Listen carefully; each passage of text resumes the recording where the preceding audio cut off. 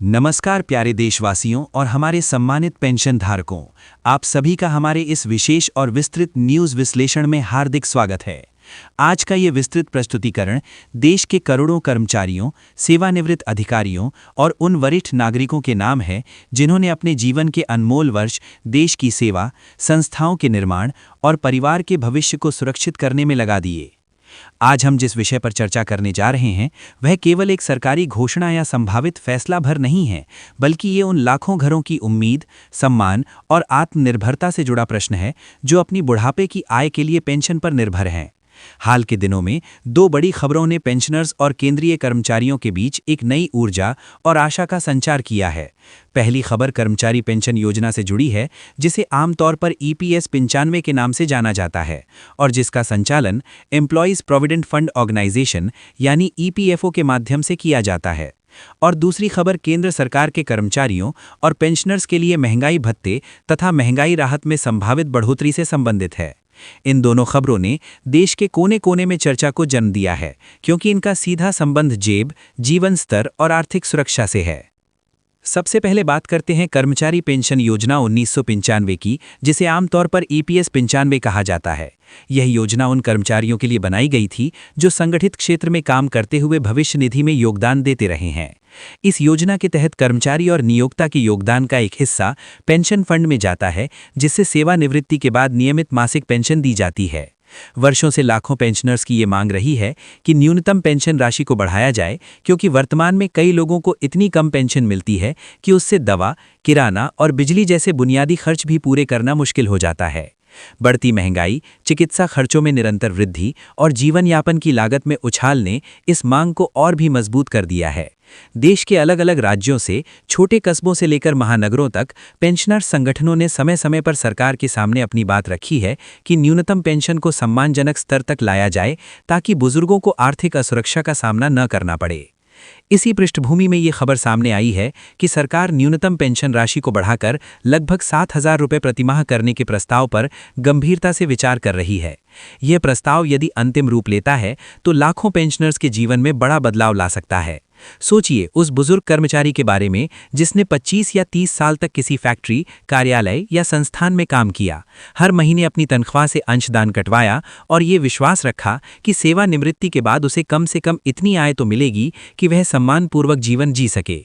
लेकिन जब वास्तविक पेंशन राशि उम्मीद से काफ़ी कम निकलती है, तब निराशा स्वाभाविक है। ऐसे में न्यूनतम पेंशन को 7,000 रुपये तक ले जाने का विचार केवल आर्थिक निर्णय नहीं, बल्कि सामाजिक न्याय की दिशा में एक कदम माना जा रहा है। इस संभावित बढ़ोतरी का लाभ किन लोगों को मिलेगा, ये प्रश्न भी उतना ही महत्वपूर्ण है। सामान्यतः EPS 95 के तहत वही सदस्य पात्र माने जाते हैं जिन्होंने कम से कम 10 वर्ष की सेवा पूरी की हो और जिनके नियोक्ता ने उनके लिए नियमित रूप से योगदान जमा किया हो। यदि प्रस्तावित न्यूनतम पेंशन लागू होती है तो इसका लाभ वर्तमान में पेंशन पा रहे पात्र पेंशनर्स और भविष्य में सेवानिवृत्त होने वाले योग्य सदस्यों दोनों को मिल सकता है। इसका अर्थ ये होगा कि जो लोग अभी बहुत कम पेंशन पा रहे हैं उनकी मासिक आय में सीधा सुधार होगा, और जो कर्मचारी आने वाले वर्षों में रिटायर होंगे उन्हें भी एक बेहतर न्यूनतम सुरक्षा कवच प्राप्त होगा। ये बदलाव लाखों परिवारों की मासिक आर्थिक योजना को संतुलित कर सकता है, क्योंकि पेंशन की स्थिर आय घर के बजट की रीढ़ होती है। अब जरा कल्पना कीजिए एक ऐसे बुजुर्ग दंपत्ति की जिनकी आय का मुख्य स्रोत केवल पेंशन है। महीने की शुरुआत में उन्हें दवाइयों पर खर्च करना पड़ता है, फिर किराना, गैस सिलेंडर, बिजली का बिल, पानी का बिल और कभी कभी डॉक्टर की अतिरिक्त जांच। यदि पेंशन अपर्याप्त हो तो उन्हें बच्चों पर निर्भर होना पड़ता है या अपनी छोटी मोटी बचत तोड़नी पड़ती है। लेकिन जब न्यूनतम पेंशन 7,000 रुपये तक पहुंचती है तो कम से कम बुनियादी खर्चों को लेकर थोड़ी राहत मिलती है। ये राशि भले ही बहुत अधिक न लगे, परंतु जिनकी वर्तमान पेंशन इससे काफ़ी कम है उनके लिए ये बड़ा अंतर पैदा कर सकती है। इससे आत्मसम्मान की भावना मजबूत होती है, क्योंकि आर्थिक स्वतंत्रता बुजुर्गों के मानसिक स्वास्थ्य और आत्मविश्वास से सीधा जुड़ी होती है। ये भी ध्यान देने योग्य है कि पेंशन प्रणाली में भरोसा बनाए रखना किसी भी देश के लिए आवश्यक है। जब कर्मचारी अपने करियर के दौरान नियमित योगदान करते हैं तो वे भविष्य में स्थिर आय की अपेक्षा रखते हैं। यदि उन्हें ये विश्वास हो कि सरकार समय समय पर व्यवस्था की समीक्षा कर रही है और महंगाई के अनुरूप संशोधन कर रही है, तो इससे सामाजिक सुरक्षा ढांचे पर भरोसा मजबूत होता है। EPFO की डिजिटल व्यवस्था, ऑनलाइन पोर्टल और मोबाइल ऐप के माध्यम से पेंशन संबंधी जानकारी उपलब्ध कराना भी इसी दिशा में एक महत्वपूर्ण कदम है। पेंशनर्स के लिए ये ज़रूरी है कि वे अपने आधार, बैंक खाता और मोबाइल नंबर जैसी जानकारियों को अपडेट रखें ताकि किसी भी संशोधन या बढ़ोतरी का लाभ सीधे उनके खाते में पहुंच सके। अब बात करते हैं दूसरी बड़ी खबर की, जो केंद्र सरकार के कर्मचारियों और पेंशनर्स के लिए महंगाई भत्ता और महंगाई राहत में संभावित 4% की बढ़ोतरी से संबंधित है। महंगाई भत्ता, जिसे डीए कहा जाता है, मूल वेतन का 1% होता है जो महंगाई के प्रभाव को संतुलित करने के लिए दिया जाता है। इसी प्रकार सेवानिवृत्त पेंशनर्स को महंगाई राहत दी जाती है ताकि उनकी पेंशन की क्रय शक्ति बनी रहे। जब बाजार में वस्तुओं और सेवाओं की कीमतें बढ़ती हैं, तब यदि आय स्थिर रहे तो वास्तविक खरीद क्षमता घट जाती है। इसलिए समय समय पर डीए और डीआर में संशोधन किया जाता है। हाल की खबरों के अनुसार केंद्र सरकार की कैबिनेट ने 4% की वृद्धि पर मोहर लगाने की दिशा में कदम बढ़ाया है, जिससे लाखों कर्मचारियों और पेंशनर्स को सीधा लाभ मिल सकता है। मान लीजिए किसी कर्मचारी का मूल वेतन 20,000 रुपये है। यदि डीए में 4% की वृद्धि होती है तो उसे प्रति माह 800 रुपये अतिरिक्त मिलेंगे। साल भर में ये राशि 9,600 रुपये हो जाती है। इसी तरह यदि किसी का मूल वेतन 50,000 रुपये है तो 4% बढ़ोतरी का अर्थ है 20,000 रुपये प्रति माह अतिरिक्त, जो सालाना 24,000 रुपये का लाभ बनता है। ये रकम भले ही पहली नज़र में बहुत बड़ी न लगे, लेकिन जब इसे चिकित्सा खर्च, बच्चों की पढ़ाई या घरेलू आवश्यकताओं के संदर्भ में देखा जाता है तो इसका महत्व समझ में आता है। पेंशनर्स के लिए भी महंगाई राहत में ये वृद्धि राहत का कारण बन सकती है, क्योंकि उनकी आय सीमित होती है और बढ़ती कीमतों के बीच हर अतिरिक्त रुपए का महत्व होता है।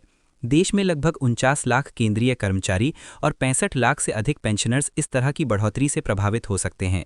जब इतनी बड़ी आबादी की मासिक आय बढ़ती है तो इसका असर केवल व्यक्तिगत परिवारों तक सीमित नहीं रहता, बल्कि व्यापक अर्थव्यवस्था पर भी पड़ता है।